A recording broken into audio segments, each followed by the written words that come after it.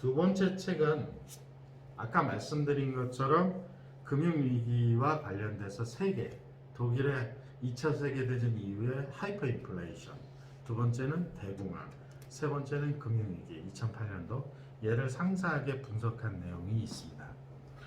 독일의 부채위기와 하이퍼 인플레이션과 관련해서는 사실 저도 크게 관심은 없었습니다만 이 책을 읽으면서 많은 새로운 사실을 알았는데, 당시에 하이퍼 인플레이션 1923년 11월에 하이퍼 인플레이션이 몇 %냐면요, 이 숫자를 세기도 어렵습니다. 360억 %였다고 합니다. 360억 %면 이게 거의 초단위로 막 이렇게 인플레이션이 되는 거거든요. 그러니까 사실은 이 마르크화로 돈을 살 수가 없는, 어떤 제품도 살 수 없는 그런 상황인 것이죠.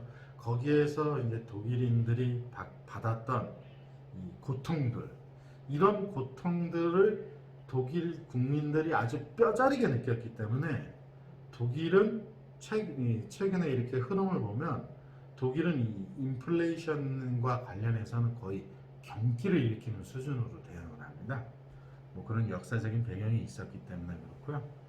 그 다음에 대공황과 관련된 내용이 좀 있는데요.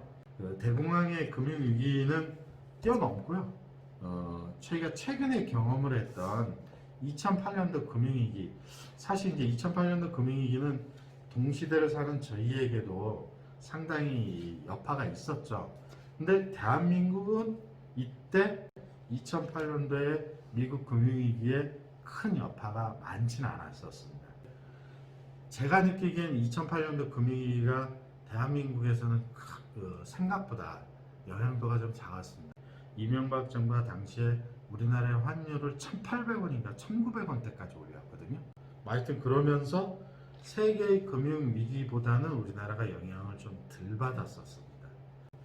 이 책을 쭉 읽으면서 제가 느낀 건, 2008년도 금융위기 쪽 분석한 내용을 읽으면서 느낀 건 한편의 영화를 보는 것 같았다는 느낌이 듭니다. 왜냐하면 저는 당시에 실제 살고 있었고 또 이와 관련돼서 여러 공부도 좀 했었기 때문에 한편의 영화를 보는, 이런 쭉 이때 이런 일이 있었지, 맞아 그런 일이 있었구나, 이런 생각을 쭉 들었던 그런 아주 저한테는 상당히 좀 도움이 많이 됐었던 그런 영역이었는데요.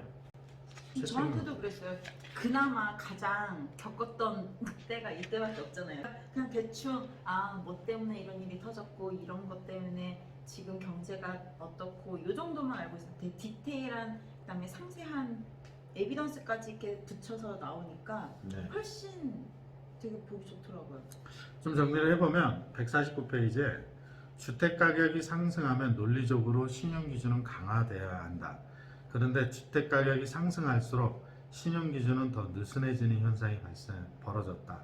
하지만 대출기관은 대출을, 채무자는 부채를 이용해서 주택을 구매하는 것이 매우 수익성이 좋다는 것을 알게 되었다. 왜 그래요? 주택이 계속 오를 거라고 생각을 하는 거죠. 우리나라도 약간 비슷하지 않았나. 지금 단지 우리나라는 지금 대출 엄청 쪼이고 있잖아요. 그게 약간 차이점? 근데 이제 제가 금융기관에 근무도 했었고 이렇게 보면 우리나라는 미국처럼 일단 미국은 모기지 대출이 제일 대출에 많으니까 이런 대출 때문에 이펙트가 금융위기가 발생할 것 같지는 않다는 생각이 많이 드는 게요. 왜 그러냐면 첫 번째는 IMF 때 저희 한번 당해봤어요. 5개 은행이 퇴출되는 엄청난 아픔을 한번 겪어봤고요.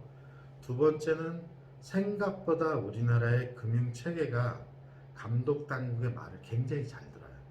잘 듣고, 두 번째는 하라는 대로 잘해요. 오죽하면 규제산업입니까? 네, 규제산업이고 그 규제가 굉장히 잘 통하는 그런 체계를 갖고 있거든요. 얼마 전에 정부가 초고가 아파트로 정의한 15억 이상 아파트 구입에 대해서는 대출을 단 한 푼도 해주지 않는 것을 가이드라인을 내렸거든요. 다음날 바로 전 금융기관이 다 실행을 하지 않습니까? 미국은 그렇게 말을 안 듣거든요. 하여튼 우리나라는 그런 체계가 굉장히 잘 돼 있고 LTV와 DTI 체계를 상당히 잘 운영하고 있는 나라 중에 하나이기 때문에 개인 부채가 많기는 하지만 금융위기가 올 정도로 관리가 안 되고 있지는 않다라는 생각이 좀 듭니다. 저는 개인적으로. 하고 싶은 말 있어요? 저는 좀 해줬으면 좋겠어요. 나는 좀 해줘라. 자, 152페이지에 이런 얘기가 나옵니다. 리스크가 더 큰 서브프라임 모기지의 비율이 전체 모기지의 20%를 차지하게 된다. 은행들이 모기지를 보기 좋게 패키지화해서 내지 않은 리스크는 잘 보이지 않게 하는, 즉 증권화가 가능했다. 그렇게 되면 리스크 평가가 제대로 이루어지지 않아 신용평가는 손쉽게 올릴 수 있었고 금리는 낮출 수 있었다. 간단히 좀 설명드리면 2008년도 금융위기는 모기지 대출을 엄청 해주고, 두 번째는 그 모기지 대출을 이렇게 풀화해서 프레디맥과 페니맥이라는 회사한테 다 팔았고요. 판 걸 가지고 금융공학이라는 명명 아래 쪼개서 증권화를 해서 그 증권의 인도스를 누가 했냐면 리먼 브라더스나 AIG나 베어스턴스라는 같은 회사들이 인도스, 배설을 해줌에 따라서 언더라이닝 에셋은 예를 들면 디폴트, 부채, 채무 불이행이 10%인데 실제로 그런 유명한 회사가 배설을 해주니까 얘가 채무 불이행이 0%가 된 거거든요. 0%가 된 걸 모든 해외 금융기관들이 투자를 한 것이고요. 이렇게 투자된 게 마지막 정산을 하려고 들어가 보니까 부채가 터진 거죠. 그러면서 첫 번째로 베어스턴스가 망했죠. 망해서 JP 모간에 인수가 됐나요? 메릴 린치에 인수가 됐나요? 이렇게 인수가 됐는데 그 다음에 터진 게 뭡니까? 그 다음에 리먼 브라더스. 리먼 브라더스 이 책에 이런 내용이 나오거든요. 제가 그때 당시에 조선일보 기사도 기억이 나는데요. 리먼 브라더스의 주가는 사업 일부를 한국산업은행, 현재는 KDB 산업은행이죠. 매각하려는 협상에 진전이 있다는 소식이 전해지면서 상승세를 보였다.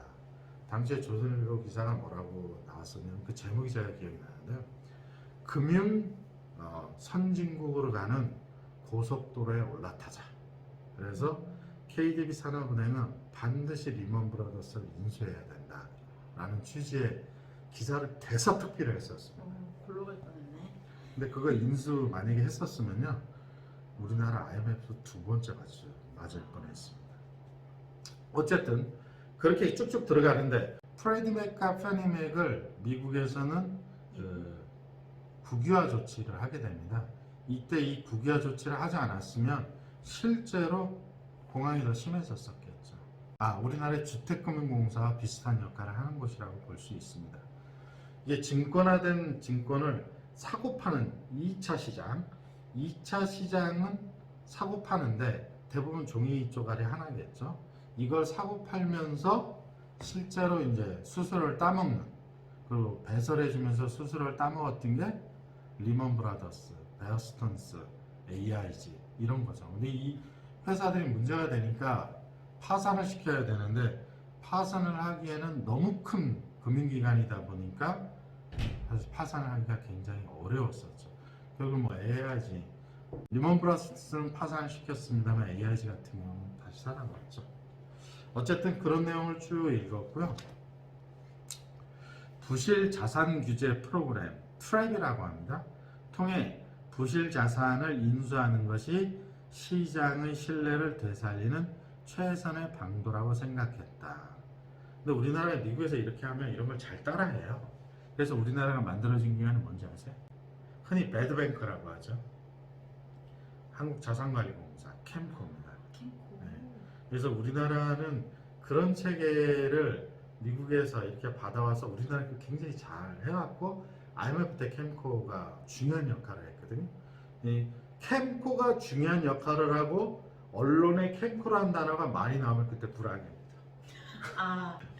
근데 이제 이 책을 읽으면서 그냥 독자 여러분들에게 하나, 책이 너무 어렵게 쓰여져 있고 그런데 2008년도 금융위기를 잘 이해할 수 있는 영화를 한 편 소개시켜 드리겠습니다. 마진콜이라고 하는 영화인데요. 데미 무어도 나오는 유명한 영화죠. 이 마진콜의 영화가 내용이 뭐냐면 이렇게 2차 시장, 증권을 사고 파는 브로커레이지 회사에 한 사람이 금융위기가 터지기 전날 금융위기가 터질 걸 알아요. 그래서 그 전날 경영진들이 모여서 밤에 회의를 하죠. 회의를 하면서 실제로 어떻게 대처할 거냐. 이 영화 봤어요? 네네 봤어요. 근데 이게 완전히 미국이 자본주의라고 생각하는 게 아침에 직원들을 싹 모읍니다. 모아놓고 할당을 해주면서 이 자리를 떠나도 좋다. 두 번째, 만약에 당신이 지금 회사가 제시하는 조건을 받아들인다면 파는 금액의 15%를 수수료를 주겠다. 즉 1000억짜리를 팔면 150억을 수수료를 주겠다. 다만 이 제안을 받아들이는 순간 당신은 앞으로 금융 이 체계에서 금융 메커니즘에서 배신자로 낙인 찍힐 것이다. 결정을 해라. 이렇게 통보를 해줘요. 통보를 해주는데 직원들 어떻게 행동하는지 알아요? 거의 대부분 다 진짜 팔아버려. 열심히 팔잖아요. 열심히 팔아요. 열심히 팔아가지고 진짜 열심히 예, 자기한테 제일 친한 사람한테 전화해가지고 좋은 조건에 증권이 나왔으니까 살 생각이 있냐. 그 오전 내내 다 팔아요. 가격 낮춰서라도 팔잖아요. 네. 어차피 지 거 아니니까. 예, 그걸 와. 보면서 뭘 느꼈냐면 야 자본주의라는 게 정말 돈이 무섭다. 돈이 정말 무섭다. 어쨌든 2008년도에 금융위기의 한 단면을 볼 수 있는 영화 마진콜이라는 영화가 있습니다. 그래서 레이 달리오의 금융위기 템플릿의 결론은 마진콜이라는 영화를 봐야 된다. 이렇게 결론을 내거든요. 마침 단어도 나와요. 마진콜이라는 단어가 예, 이 책에 나와요. 마진콜이 뭐냐면 증거금이 부족하니까 더 늘어나는 그런 거거든요. 경자인이 보는 이 책의 종합평가 한번 해보도록 하겠습니다. 정량적 평가가 종합서평이 2번입니다. 참고 도서고요. 재미와 흥미성은 1번입니다. 재미없습니다. 유용성은 저희 경우에는 그냥 아주 약간 유용하다. 난이도는 가장 높은 5레벨입니다. 매우 깊은 전문가의 수준이다. 정성적 평가는 이 책 읽는데 얼마나 걸렸냐. 진짜 오래 걸렸어요. 저도 이게 안 읽혀요. 가끔 읽었는데 그 왜 영어 읽을 때처럼 그 당시 한 문장 한 문장은 이해가 되는데 뒤에가 사라져요. 그래서 끝에 남는 건 없어. 그러니까 되게 오래 걸리더라고요. 저도 거의 한 달 가까이 이 책 붙들고 있었던 것 같고, 그다음에 주변인한테 추천해줄 만한가 잘 모르겠어요. 솔직히 이게 진짜 여기 너무 관심이 있고 그런 사람이 아닌 이상 쉽게 요즘 어려우니까 한번 봐볼까? 한번 도움을 좀 얻어볼까 하기에는 쉽지 않은 책이다. 단 그 정책하시는 분들 있잖아요. 네. 국회의원 이분들에게 적극 추천합니다. 포퓰리즘 안 돼요.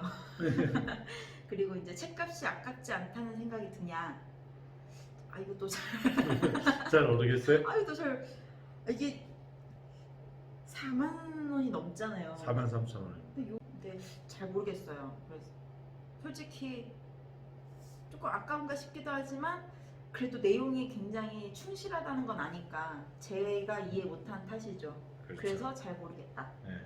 그리고 경제적 자유를 달성하는 데 도움이 될 것 같은가? 이것도 이걸 완전히 이해한다면 도움이 되겠지만 완전히 잘 이해를 하지 못한 상황이므로 잘 모르겠어요. 참고해 주실게요. 저희는 그 직장인들 관점에서 책을 리뷰하는 거기 때문에 정책적 관점이나 뭐 기타 법률적 관점으로 책을 리뷰하는 게 아니거든요. 그 점을 좀 참조해 주셨으면 좋겠고요. 마지막으로 제가 소개를 안 시켜드렸는데 세 번째에 이 책에 보면 이렇게 각 나라 즉 40개가 넘는 금융위기를 분석하는 이런 템플릿들을 다 제공해주고 있습니다. 여기에 우리나라의 IMF 분석한 것도 여기에 나와 있습니다. 그것도 참고를 하시면 도움이 될 것 같습니다. 자, 이번에 리뷰한 책은 레이 달리오의 금융위기 템플릿이었습니다. 결론적으로 이렇게 말씀드리면 굉장히 어렵다. 다만 저희는 이거 저희 돈 주고 샀기 때문에 이렇게 자신 있게 얘기할 수 있다. 이렇게 말씀드리고 싶습니다. 자, 자, 마치겠습니다. 감사합니다. 감사합니다.